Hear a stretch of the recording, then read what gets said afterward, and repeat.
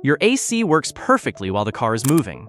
Then you stop at a traffic light, and the air starts getting warm. That tells us the system can still produce cold air. The real question is what the moving car provides that the AC loses at idle. In many cases, road speed is forcing air through the condenser and hiding a cooling fan or airflow problem. But low refrigerant, a weak compressor, a slipping clutch, or an electronic control problem can create a similar pattern. Before replacing the compressor or adding another can of refrigerant, make these 5 checks in order. Start with the cooling fans. Before opening the hood, pay attention to exactly what happens inside the cabin. Set the AC to maximum cooling. Use recirculation mode. Choose one blower speed and leave it there. Now ask one question. Does the air continue to blow strongly but become warmer? Or does the amount of air coming from the vents decrease? Those are 2 different problems. If airflow stays strong but the temperature rises, focus first on the refrigerant cycle, condenser airflow, compressor operation, and system controls. If the airflow itself becomes weak, the problem may be inside the cabin. A restricted cabin filter, weak blower motor, evaporator icing, or an air door problem can reduce the volume of air coming through the vents. This video focuses on the first pattern: strong airflow, but warm air when the vehicle stops. If possible, use a small thermometer in the center vent. Do not chase one universal temperature number. Outside temperature, humidity, sun load, and vehicle design all affect vent temperature. You are looking for a repeatable change between driving and idling under the same settings. Once you have confirmed that pattern, move to the most important visual check. Park outside in a safe, open area. Apply the parking brake. Keep loose clothing, tools, and hands away from the belts and fans. An electric cooling fan can start without warning. With the engine running, request maximum AC and observe the fan area from a safe distance. Depending on the vehicle, you may have 1 fan, 2 fans, or an engine-driven fan with a fan clutch. Some electric fans run continuously with the AC. Others cycle or use multiple speeds.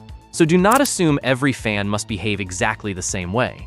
What you are looking for is a fan that never runs, turns very slowly, starts only after the engine becomes hot, or works intermittently when the AC loses cooling. If the vehicle has 2 fans, one may be dedicated mainly to the condenser, while the other assists the radiator. A failed motor, relay, fuse, resistor, control module, damaged connector, or missing command can prevent the correct fan speed. The fan can also be turning but still moving too little air. A loose blade, damaged shroud, weak motor, or incorrect replacement fan may reduce airflow. On vehicles with an engine-driven fan, a weak fan clutch may fail to pull enough air at idle even though the fan appears to be turning. Do not place your hand near the fan to feel the airflow. Do not jump relays or apply power to the motor without the correct wiring diagram and test procedure. If the fan is clearly not operating correctly, diagnose that circuit before touching the refrigerant system. But what if the fan appears to work? Then check whether the air can actually pass through the condenser.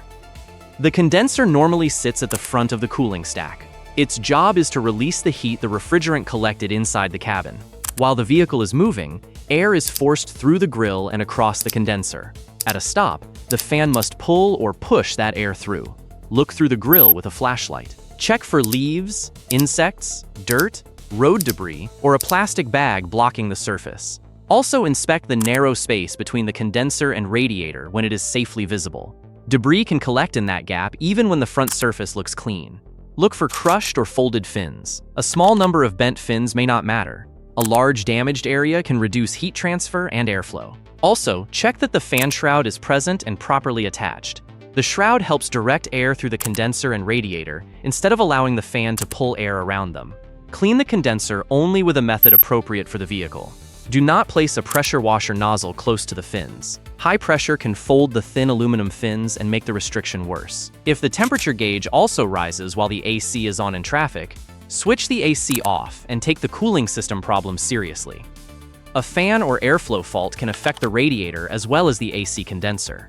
If the fan and condenser airflow look correct, the next step is the one people often try first: refrigerant charge. Low refrigerant can reduce AC performance. A leak may allow the system to cool under easier conditions, but struggle during high heat load or low compressor speed. But the symptom alone does not prove the system is low. Too much refrigerant can also reduce performance and raise high side pressure. Air or contamination inside the system can create another pressure problem. That is why blindly adding a recharge can may make diagnosis harder. A small gauge connected only to the low side does not tell you the total refrigerant weight. It does not show high side pressure. And it cannot tell you whether poor condenser airflow is driving the pressure in the wrong direction. Look for evidence of a leak. Check accessible hose connections, the compressor area, and the condenser for oily residue that appears to collect dirt. Oil staining is a clue, not final proof.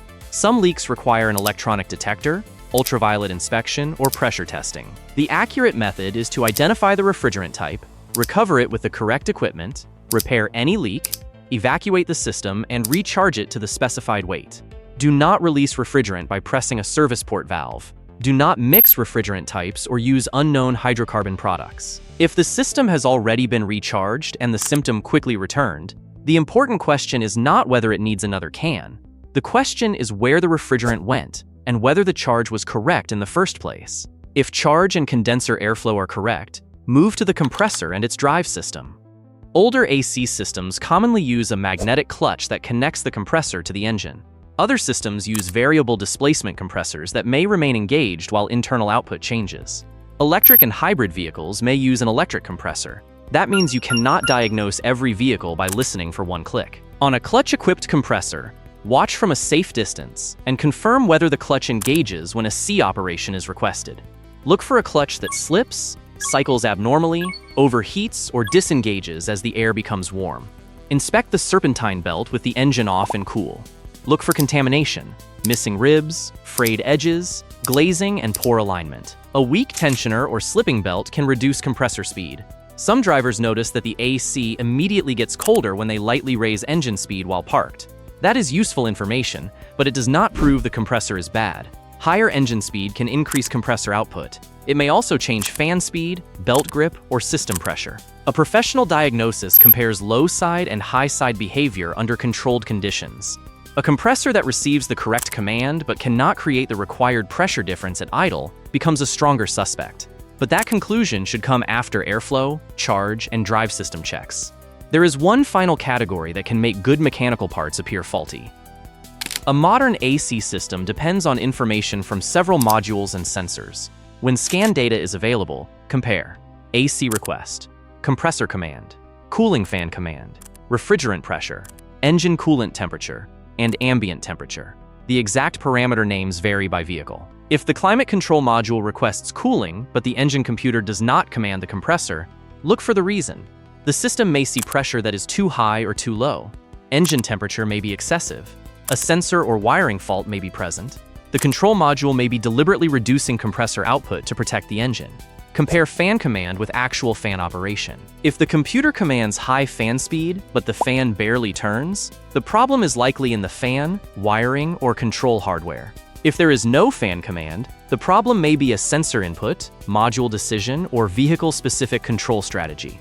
Check the vehicle for diagnostic trouble codes in the engine and climate control modules. A basic code reader may not access all HVAC information. Remember that the pressure sensor can report a real pressure problem. Replacing the sensor because the reading looks high will not fix a fan that is allowing actual pressure to rise. Here is the diagnostic order. If the vent airflow remains strong but becomes warm at idle, watch the cooling fans. If a fan does not operate correctly, diagnose its power, ground, control, and mechanical condition. If the fans work, inspect the condenser, radiator, and the space between them for restricted airflow. If airflow is clear, check for leaks and verify the refrigerant charge using the correct equipment. If charge is correct, inspect the belt, clutch, and compressor control system. Then compare compressor command, fan command, and refrigerant pressure with what the components actually do. If the vent airflow itself becomes weak, move the diagnosis inside the cabin toward the blower, cabin filter, evaporator, and air doors. Do not approve a compressor replacement based only on the fact that the AC is colder at highway speed. Ask what the fan was doing. Ask whether condenser airflow was checked. Ask whether the charge was verified by weight. And ask what the system pressures did at idle and at a controlled higher engine speed. Those answers turn a guess into a diagnosis. Warm air from the vents by itself does not always mean the vehicle must be stopped immediately, but watch the engine temperature gauge.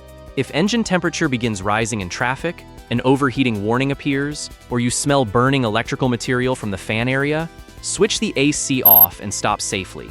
Do not reach into the engine bay while the engine is running. Cooling fans can start without warning, and belts can pull in clothing, hair, or tools. A C that becomes warm at idle is a clue. The moving car may be providing airflow or compressor speed that temporarily hides the fault. Start with the fan. Check the condenser. Verify the charge. Then test the compressor and its controls. That order can save you from replacing the most expensive part before checking the components that help it work. Subscribe for practical car care guides that help you test the problem before you start buying parts.